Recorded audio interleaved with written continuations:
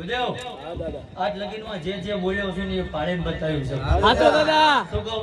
હા દાદા કાલે આ ગોવિંદબા આવક ના આવે મને કોઈ ફેર ન પડતો ભાઈ. હા દાદા પણ એને ભાવ રેડ્યો છે મારી સામે. શું કહું ભાઈ?